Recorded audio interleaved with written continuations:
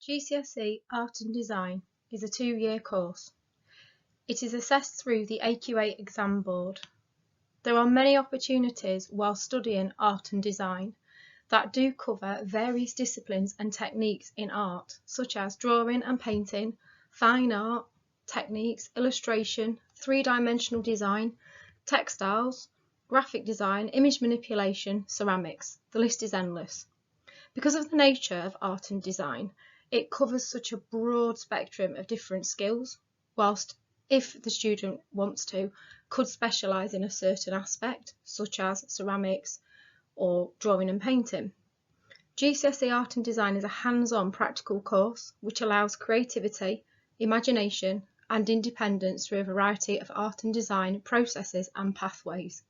At the heart of the course, there is always a reference towards artists, designers, and these are the driving force behind students developing their own styles of work, whilst also working towards the 4 assessment objectives. Art and Design GCSE is assessed over 2 components. The first one, component 1, is the portfolio. This is essentially the folder of work that is completed in class time, in lesson time, that's taught to you and also completed outside of the school day.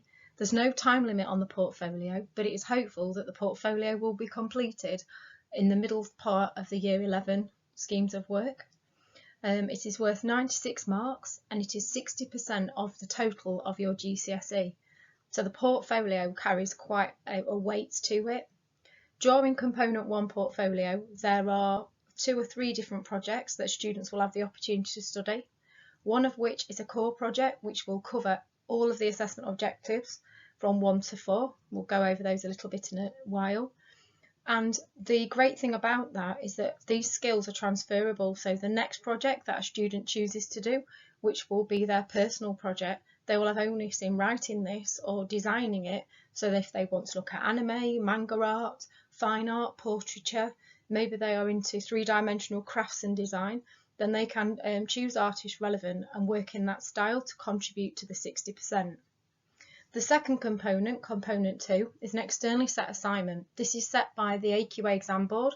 This happens at the end, towards the end, final term of Year 11, and this is a timely piece of work that is done over 10 hours of supervised time. The time leading up to it is the preparation time, whereby students will be working in a sketchbook, again choosing from one of several starting points to drive their own project forward. It is worth 96 marks, again 40% of the full GCSE course is from component 2. By the time a student studies component 2, they are fully confident in the assessment objectives 1 to 4. These are assessment objective 1 is the study of the artist, the crafts or the designer. Assessment objective 2 is to do with design, ideas and experimentation, which is heavily covered within this course. Assessment objective 3 is recording and drawing, and you don't need to be the best drawer at this objective. Drawing comes in many different forms, as you will have already discovered through your Key Stage 3. And assessment objective 4 is your final personal response. This is an outcome. This is a piece of work that you put forward along with all of the other assessment objectives to almost like summarise a project. So this will be how your exam will work, and that is the 10-hour supervised time, the outcome.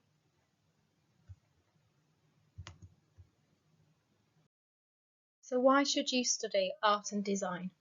Well, the skills you develop during this course will allow you to problem solve, work independently and become an even bigger creative learner than you probably already are.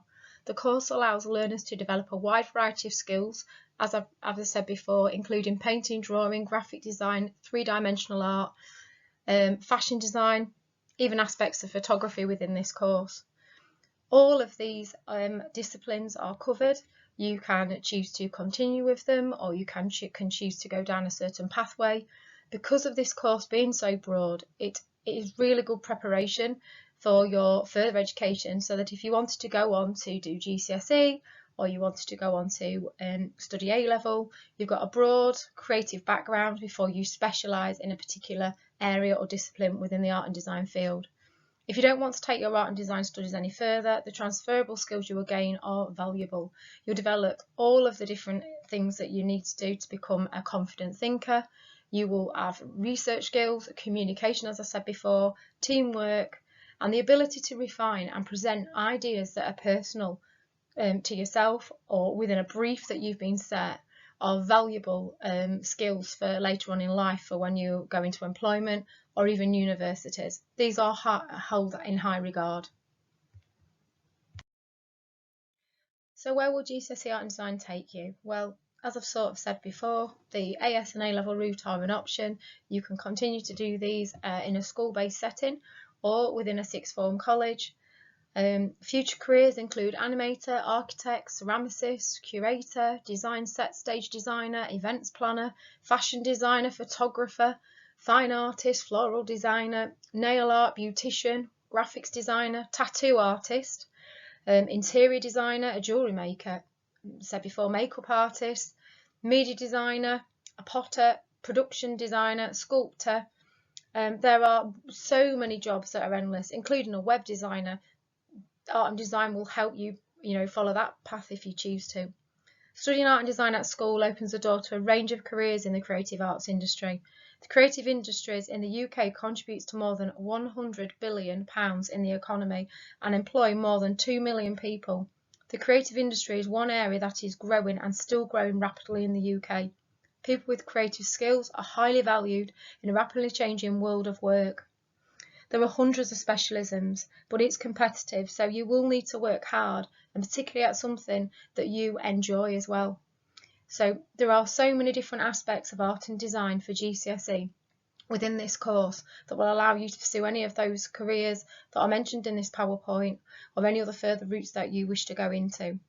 The main aspect of this course is that the opportunity to experiment with different media and knowing that it is okay to make a mistake or to refine something. It's the unknowing, it's the experimentation and exploration of materials and techniques that make this course a really interesting, creative one to pursue.